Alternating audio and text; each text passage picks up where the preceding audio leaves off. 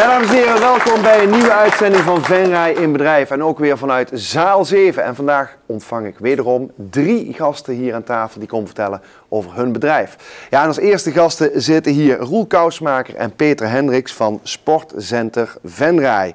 Ja, en Sportcenter Venray is meer dan fitness alleen. Een paar jaar geleden namen zij het centrum van Rob Delsing over. En vandaag komen jullie vertellen over wat dat bedrijf precies inhoudt en wat jullie doen. Welkom. Dat klopt. Dankjewel. Welkom.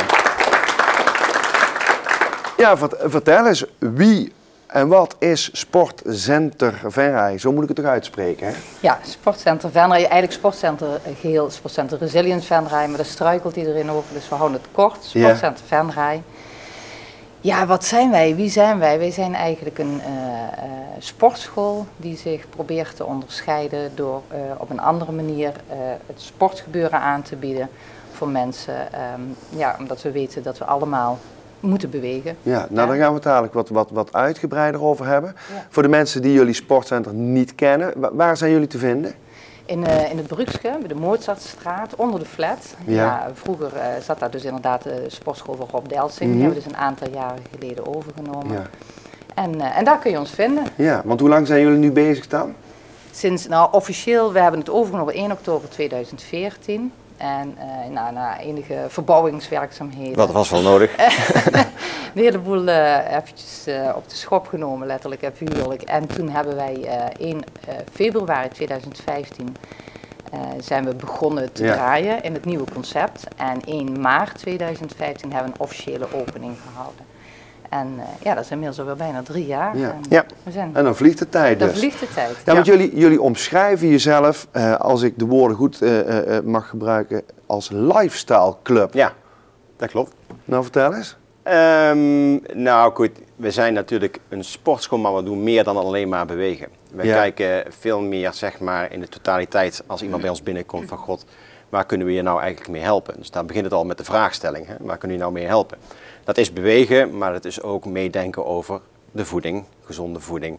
Dat is ook meedenken over een stukje ontspanning. Dus mensen die toch wat stressfactoren hebben, kunnen we ook een aantal dingen bieden binnen het sportcentrum. Dus veel meer integraal concept dan alleen maar sport. En waar zit die ontspanning dan in? Waar moet ik dan aan denken? Nou, we hebben verschillende lessen, eigenlijk ontspannende lessen als Pilates, yoga, Nirvana, fitness. Dat is weer iets nieuws. Ja. En we hebben ook een fantastische sauna erachter. Dus wellicht nog concurrentie in de toekomst voor andere mensen hier in Venray. Nou, wie zal het zeggen? Ja. En op welke doelgroep richten jullie je dan? Nou, het grappige is dat je de meeste sportscholen, er zitten ook alweer verschillen, die richten zich eigenlijk echt op sporters. Ja. En wij richten zich ook op de hele grote groep die eigenlijk niet gaat sporten. Normaal, ja, weet ik niet, misschien ook, ja. Die niet gaat sporten en omdat ze niet zo snel de gang naar de sportschool willen maken of zich daar niet prettig voelen of om wat voor reden, maar toch moeten gaan bewegen. Dus we zitten ook heel erg in een groep, een wat oudere doelgroep, die ook wel bewust is van het feit dat er iets moet gebeuren, inderdaad. Ja. En die daar ook wel de nodige begeleiding en aandacht bij zoekt, inderdaad. En ook wel het resultaat bij zoekt om daadwerkelijk ook, als je dan gaat sporten, inderdaad, dat je ook merkt dat er iets gaat gebeuren. Ja, en wat doen jullie dan om die mensen, zeg maar, te bereiken, behalve dat je hier nu aan tafel zit?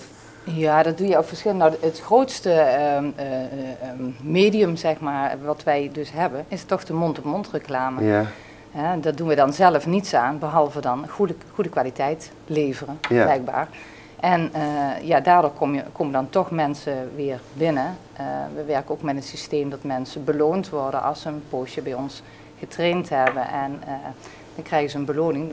Ja, wat bestaat die beloning uit dan? Ze krijgen een voucher, een VIP-voucher. Ja. En dan mogen ze zelf iemand uitnodigen om eens bij ons een kijkje te komen nemen. En ook echt gratis een maand te komen sporten. Want dat is de beste manier. Want wij kunnen natuurlijk van alles vertellen. Hoe goed wij zijn, hoe leuk het bij ons is en wat voor fijne sfeer we hebben. Dus jullie klanten zijn jullie ambassadeurs, als ik het goed begrijp. Ja, dat is eigenlijk, en zo zijn we eigenlijk de eerste 2 jaar heel erg gegroeid ook inderdaad. En we hebben voor allerlei redenen een beetje gestabiliseerd dit jaar, of vorig jaar. Dat was ook wel nodig. Want dan moet je oppassen dat je jezelf niet voorbij rent.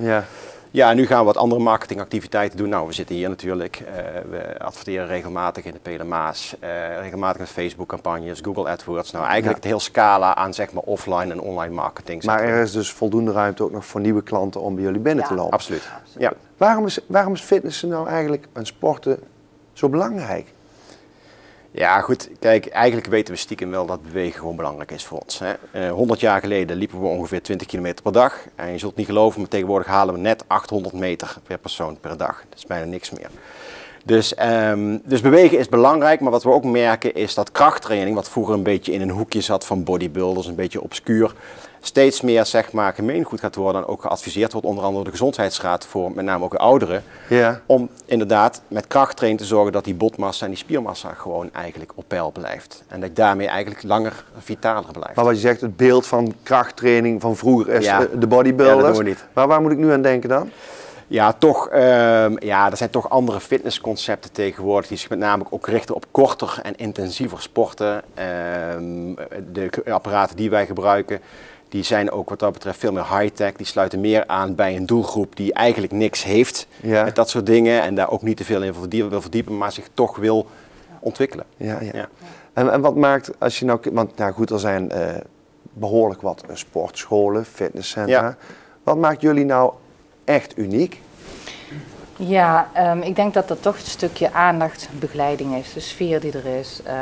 Als wij dus met klanten in gesprek, als klanten bij ons dus komen, gaan we ook eerst in gesprek, gaan we echt proberen te achterhalen van wat nodig is voor die klant, wat zijn doel is, waarvoor hij dus bij ons wil komen. Maar dat monitoren we ook. Ja. Het is niet zo van je begint en vervolgens word je een beetje... Ja, precies. Ja. Nee, we hebben regelmatig evaluatiegesprekken. Ja. Ieder kwartaal zo ongeveer, maar het ligt ook een beetje aan de intensiteit van de training. Gaan we weer met de klant zitten. We meten de vitaalwaarden, zoals we dat noemen. Iemand zijn gewicht, kijken we van wat bestaat het uit? Wat is de spiermassa, wat is het vetpercentage? Nou, en dan stel je dus een bepaalde doelstelling vast. En na een tijdje ga je weer met elkaar rond de tafel zitten. En dan ga je gewoon kijken van hoe zit het daarmee? En als het niet helemaal gaat zoals men zou willen, hoe kan het nou? Wat kunnen wij daaraan bijdragen? Of welk stukje? Zijn jullie dan ook streng? Af en toe een beetje. Een beetje. Soms moet dat. Ja, soms moet dat. Nee, maar ik denk dat wel. En er is altijd een trainer aanwezig. We lopen altijd met een paar mensen rond. Je wordt gewoon constant begeleid. En dat is wat vaak mensen toch wel heel erg waarderen. Ja. Wat ik ook begreep is dat jullie werken met een zogenaamde Milon-cirkel. Spreek ik dat goed uit? Ja, zeg je helemaal goed. Maar die hebben jullie niet één, maar twee? Ja. Eerst even, wat is een Milon-cirkel? Nou, het is grappig zo dat je zegt dan 1 en 2. Er zijn er ongeveer 150 clubs in Nederland die zo'n cirkel hebben. Ja. Maar ik denk alles bij elkaar nog geen 15 of 20 die er 2 hebben. Ja. Het is een Duits systeem, vol automatisch met krachttoestellen en cardiotoestellen. Dus je krijgt een complete workout. En het mooie is, het gaat allemaal vol automatisch. Er zit een complete software achter inderdaad, zodat we ook kunnen meekijken wat de klant aan het doen is. Ja. We kunnen evaluatiegesprekken daarop voeren. Het gaat allemaal in een chipkaartje, dus je hoeft ook nergens meer aan te denken. Je steekt het chipkaartje erin en het apparaat vormt zich helemaal naar jou. Stelt de laatste weerstand in en je maakt gewoon je rondje. Ja. Je maakt 2 rondjes. Het staat ook echt opgesteld dan in een cirkel. En om hoeveel apparaten gaat het dan? In totaal doe je dan 6 krachtapparaten en 2 cardioapparaten. En dan doe je 2 keer een rondje en dat is 35 minuten. En dat is eigenlijk het concept, dat je eigenlijk in 2 keer 35 minuten per week genoeg hebt eigenlijk om slank en fit te worden. Slank en fit te worden. Ja. Nou, dat klinkt best aardig. Goed, ja. Wat zijn jullie plannen voor de nabije toekomst? Oh, nou, we hebben eigenlijk nog heel veel plannen. En we gaan echt, we hebben wat dingen op het punt staan met bedrijven. Ja, ik haal die er even uit. Ja. Maar dat is een stukje wat echt roels en ding is. Dus, ja, dat is grappig. We hebben wat dat betreft hebben we een hele mooie scheiding. Dat moet ook wel als je als partner samen inderdaad een zaak doet. Inderdaad. Dus Peter doet heel veel inderdaad aan de binnenkant. Ik doe wat meer ook het ondernemen aan eromheen. Maar wat we willen gaan doen is eigenlijk een bedrijfsfitnessmodel aan gaan bieden voor het MKB. Ja. Want je ziet in Nederland zijn er wel de grote spelers op bedrijfsfitnessgebied. Die zitten alleen maar bij grote bedrijven en die komen niet met MKB, want dat is voor hun niet interessant. Maar dat betekent dat werknemers van MKB-bedrijven inderdaad ook fiscaal gunstig kunnen gaan sporten bij ons. Dus dat kost, dat hoeft de werkgever helemaal niks te kosten. Maar de werkgever kan ook nog kiezen om nog wat extra bij te dragen. En daarmee de kosten tot de helft of minder terug te dringen voor een medewerker. Ja. Ik zal Chris binnenkort eens even aankijken dan. Ja, lijkt me een goed plan. Mag ik jullie heel hartelijk bedanken voor dit gesprek en ik wens jullie natuurlijk heel veel succes met jullie bedrijf. Dank jullie wel.